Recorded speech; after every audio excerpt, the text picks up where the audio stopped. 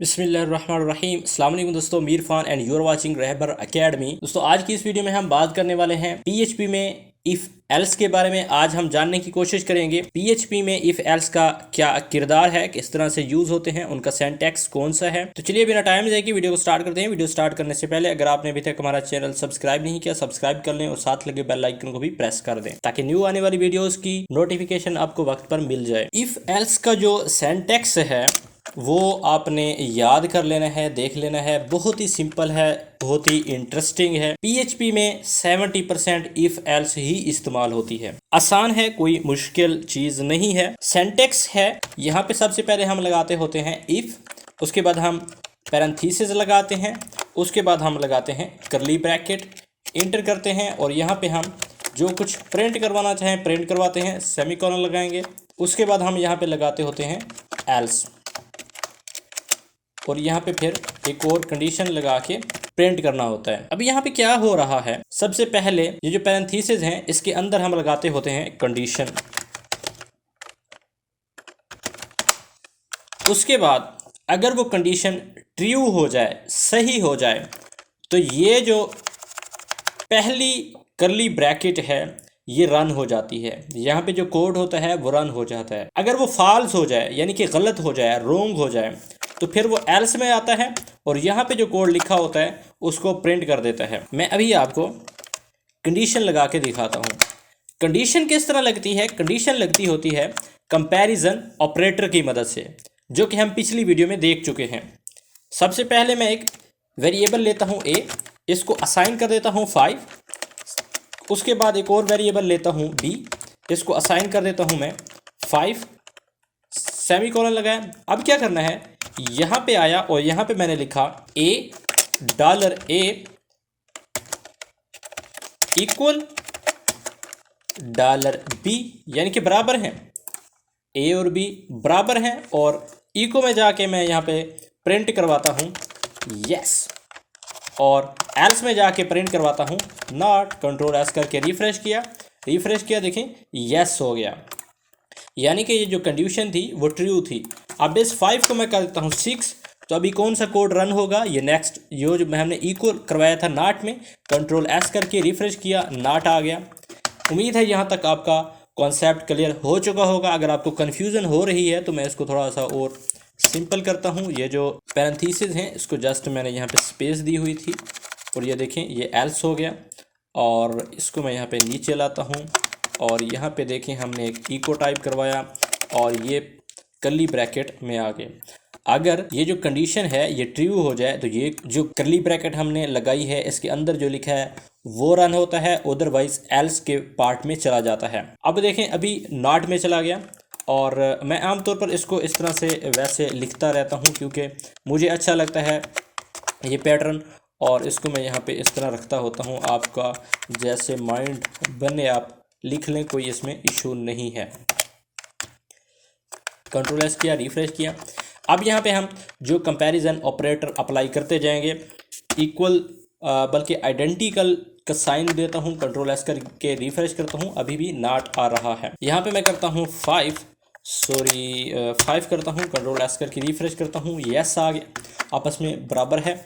और यहाँ पे मैं डबल कोट्स लगा देता हूँ, डबल कोट्स लगाने के बाद रिफ्रेश करता हूँ तो नॉट आ गया।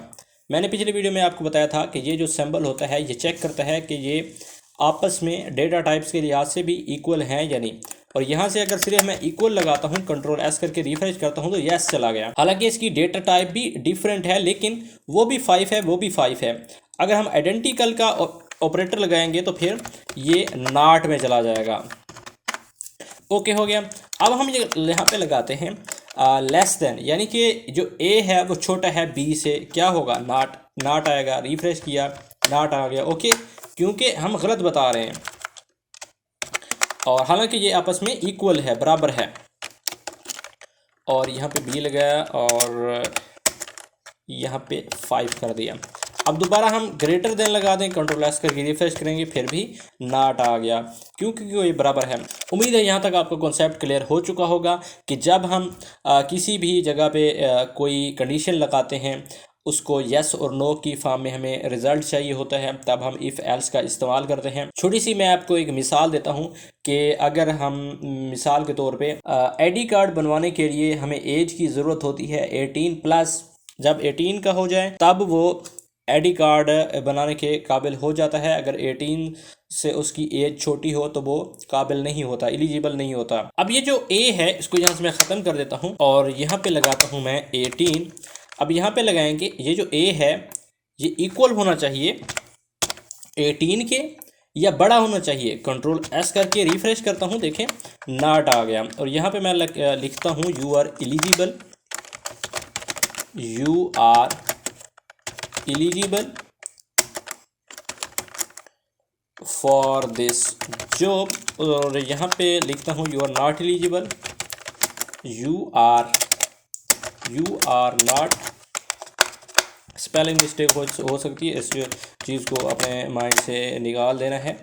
और फॉर दिस जॉब आप कोई भी मैसेज दे सकते हैं। अभी रिफ्रेश करके देखते हैं you are not eligible for this job. यहाँ पे क्या हो रहा है, मैंने यहाँ पे ए लिया कि ये जो 18 है ये बड़ा है इस 18 से, नहीं बड़ा। यहाँ पे इक्वल देते हैं, कंट्रोल एस करके रिफ्रेश करते हैं। अब देखें हमारे पास एरर आ गया। तो ये जो सिंबल है इसको इस तरह से नहीं लिखा जाता, बल्कि यहाँ पे हम सिंबल लगाएंगे, कंट्रोल एस करके रिफ्रेश करेंगे। देखें you are eligible for this job, यानी कि आप ये ओके सॉरी इसको हम थोड़ा सा उल्टा कर देते हैं, इसको करते हैं इस तरह।